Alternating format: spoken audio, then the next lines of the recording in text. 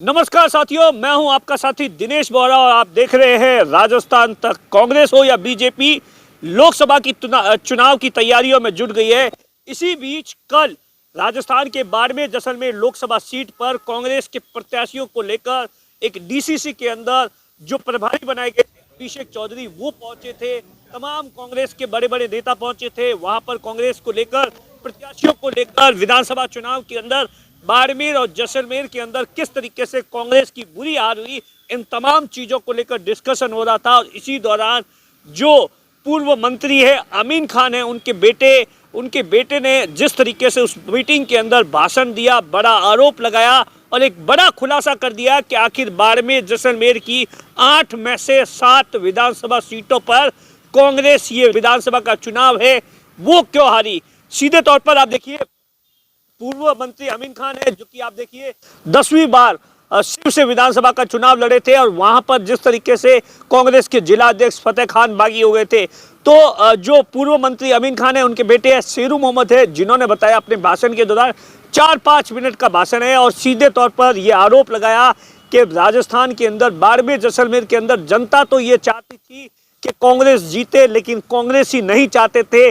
कांग्रेसियों ने ही कार सेवा कर दी और उसी का नतीजा है कि 8 में से 60 सीटें कांग्रेस को गंवानी पड़ी। आप देखिए, 8 सीटों में से आप देखिए, जब 2018 का विधानसभा का चुनाव था तो 7 सीटें कांग्रेस के पास में थी। वर्तमान के अंदर आप देखिए, बीजेपी के पास में 5 सीटें हैं, 2 सीटों पर निर्दलीय है, 1 सीट पर कांग्रेस जीती है। तो कुल मिलाकर सीधे तौर पर यह आरोप लगाया गया कि 2 जगह तो निर्दलीयों ने खेल बिगाड़ दिया। और आप देखिए, और सीधे तौर पर यह कहा कि जिस तरीके से संगठन के जिलाध्यक्ष थे वो चुनाव लड़ रहे थे, और जहां पर भी आप चले जाइए बाकी 4-5 सीटों पर वहां कांग्रेस के जो कांग्रेस यूथ के पदाधिकारी थे, या और जो एनयूसीआई के पदाधिकारी थे, या कांग्रेस के नेता थे, वो कांग्रेस को हराने में लग गए थे।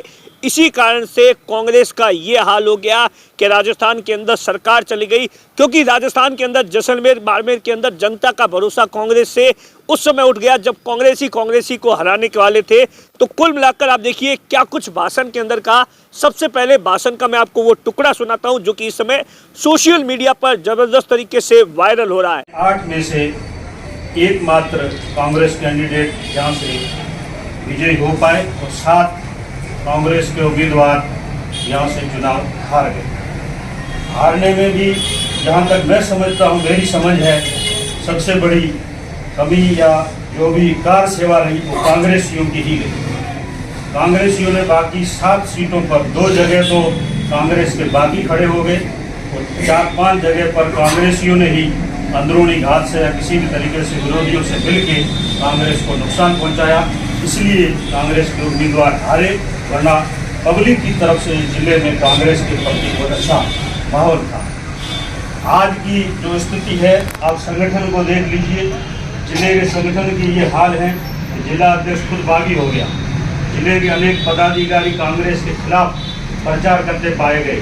यूथ कांग्रेस के पदाधिकारी कांग्रेस के खिलाफ प्रचार करते रहे। एनएसयूआई के पदाधिकारी कांग्रेस के खिलाफ प्रचार करते रहे।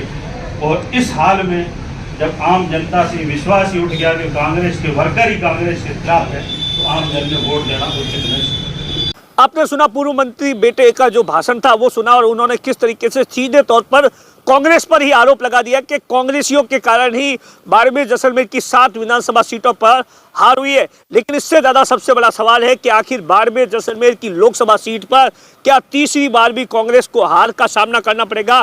कांग्रेस है वो नए प्रत्याशी की तलाश में लग गई है। आप देखिए, इससे पहले कांग्रेस ने ये सीट है 2009 में हरीश चौधरी है जो कि वर्तमान के अंदर बैतूल से विधायक है, पहली बार लोकसभा का चुनाव लड़े थे। यूपीए सरकार के दौरान वो चुनाव जीत गए थे। 2014 के अंदर कांग्रेस ने फिर हरीश चौधरी को मौका दिया था, यहाँ से चुनाव हार गए थे। और 2019 के अंदर आप देखिए, यहाँ से मानवेंद्र सिंह को टिकट दिया गया था जो कि कांग्रेस के चुनाव पर जो है वो चुनाव हार गए थे। अब कांग्रेस 2024 के लिए प्रत्याशी की तलाश कर रही है और उसी को लेकर कल बैठक थी 2 या 3 तारीख को। जो कांग्रेस के पीसीसी के अध्यक्ष है, राजस्थान के प्रभारी है और जो प्रतिपक्ष के नेता है, वो प्रत्याशियों की तलाश के लिए कांग्रेस के नेताओं से फीडबैक लेंगे। विधानसभा चुनाव के दौरान जिस तरीके से कांग्रेसियों ने कांग्रेस को हराया, अब जो गुस्सा है वो साफ तौर पर बाहर आ रहा है। दिनेश बोहरा, बाड़मेर, राजस्थान तक।